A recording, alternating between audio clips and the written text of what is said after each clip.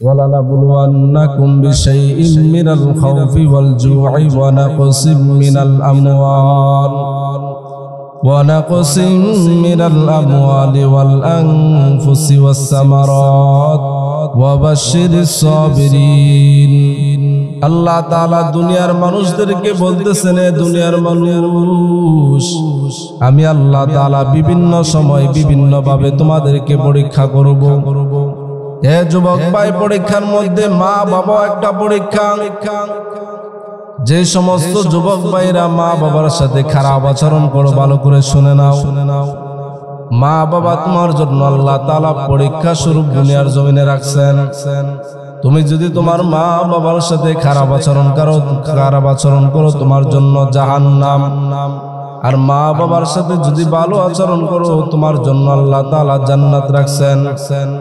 এই জমিনের মধ্যে বহু মা আমাদের কাছে মাঝে মাঝে এসে অভিযোগ করে সন্তানের নামে। যেই সমস্ত মা বাবা সন্তানের বিরুদ্ধে অভিযোগ করে, যেই সমস্ত মা বাবা সন্তানের বিরুদ্ধে কষ্ট পায়, ওই সন্তানদের দুনিয়াও শেষ, আখিরাতও শেষ। আল্লাহ তাআলা যেই জায়গার মধ্যে আল্লাহ তাআলার ইবাদতের কথা বলছেন, যেই জায়গার মধ্যে আল্লাহ তাআলা বলছেন শিরিক করিস না, মা বাবার সাথে ভালো আচরণ কর, আমি আল্লাহর ইবাদত কর, মা বাবার সাথে ভালো আচরণ কর। হায় রে, এই জমিনের মধ্যে বহু সন্তান মা বাবার সাথে খারাপ আচরণ করে। কেমন খারাপ আচরণ? বাস্তব মুখে একটা ঘটনা আপনাদেরকে আমি শোনাই। আমার সাথে ঘটনা ঘটছে, এমন একটা ঘটনার সম্মুখীন আমি হয়েছি। উত্তাপিত গরমের মধ্যে একজন মুরব্বী মহিলার বাড়ির মধ্যে আমি গেলাম। গিয়ে দেখি অসুস্থ শরীর নিয়া জীর্ণ শীর্ণ অবস্থায়, একেবারে গরম অবস্থার মধ্যে ঘরের মধ্যে একা একা বসে আছে। জিজ্ঞাসা করলাম, আপনার ঘরের মধ্যে কারেন্ট চলে না কেন? ওই মা চোখের পানি ছেড়ে ডাক দিয়া কয়, বাবা,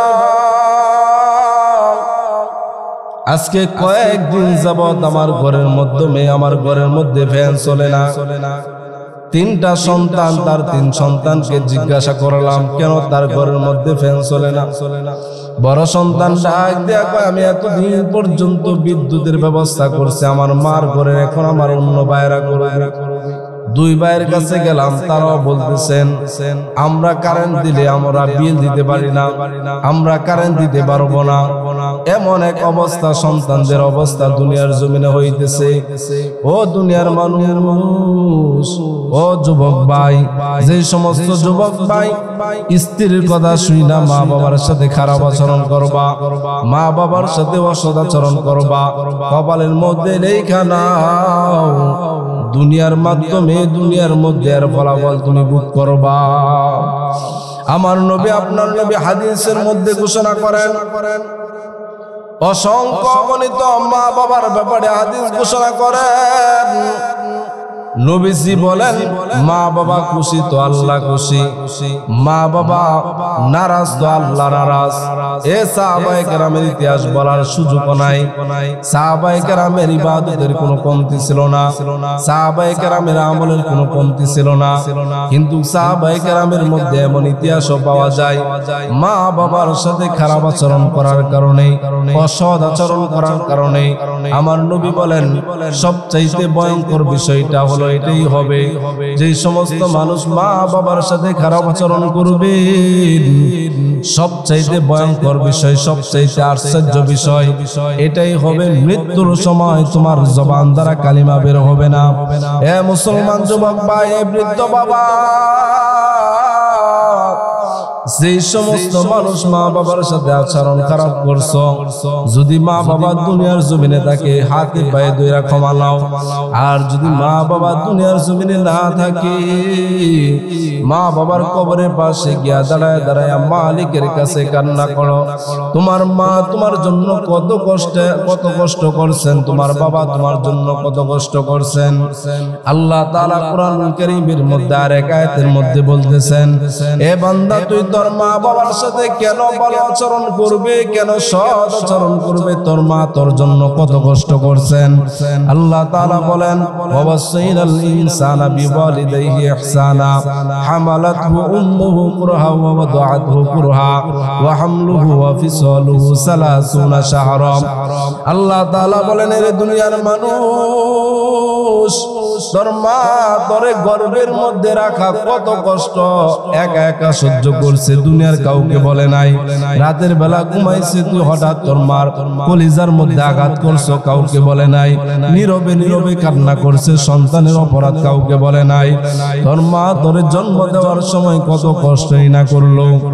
এমন বহু মা বোন আমরা প্রায় সময় দেখি, যখন তার সন্তান দুনিয়ার মধ্যে আগমন করবে, এলাকার মধ্যে ঘুরার বলে, মা ও স্বামী আমার চির বিদায় দাও, আমার সন্তান দুনিয়াতে আনতে গিয়া মনে হয় আমার সন্তান আনতে গিয়া আমি দুনিয়া থেকে বিদায় হয়ে যাবো। তোমার মা কত আপন, তোমারে আমি কেমন করে বুঝামো রে ভাই? আমি তোমারে কেমন করে বললে তুমি বুঝবা? আমার বুঝে আসে না।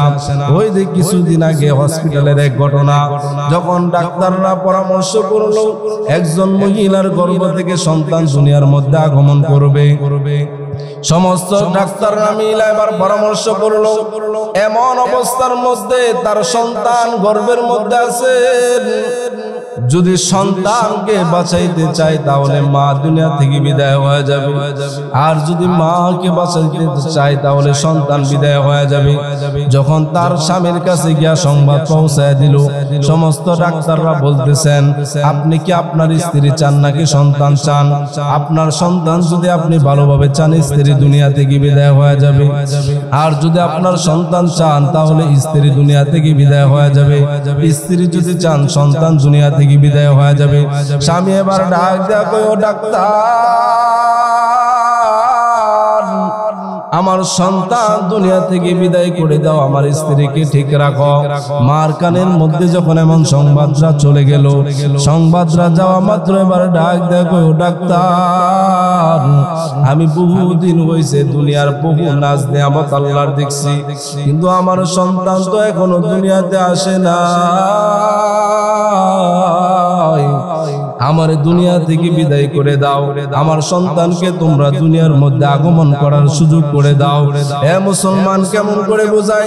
কিছুদিন আগে এমন ঘটনাও করছে, যখন স্বামীকে বিদেশের বাড়িতে আসার পথে স্বামীকে আনার জন্য যখন রওনা হয়ে গেছে, কিছু দূর আসার পর যখন ওই গাড়ি অ্যাক্সিডেন্ট করে পানির মধ্যে পড়ছে, ওই স্বামী সমস্ত দুনিয়ার মানুষদেরকে কান্না করে বলতেছেন, আমি যখন গাড়ির থেকে পানির মধ্যে বের হয়ে আমার স্ত্রীর হাতের মধ্যে টান দিলাম, আমার স্ত্রী গাড়ি থেকে বের হইতে চাই না, কারণ তার সন্তানকে রেখে সে গাড়ি থেকে বের হবে না। এমন দয়ার, এমন মায়ার মা বাবাকে কেমন করে তোমরা কষ্ট দাও? তোমাদের পায়ে দইরা বলি নামাজ পড়ো, মা বাবারে কষ্ট দাও, তোমার নামাজ দ্বারা কোনো কাজে আসবে না। রোজা রাখো, দান সদকা করো, তোমার মা বাবা তোমার থেকে কষ্ট পাইছে, তারা এই দান সদকা তোমার কোনো কাজে আসবে না। যদি তুমি জান্নাতি হতে চাও, যদি আল্লাহর কাছে ইবাদত কবুল করাইতে চাও, মা বাবার সাথে সৎ আচরণ করো, এটাই তোমার জন্য ভালো।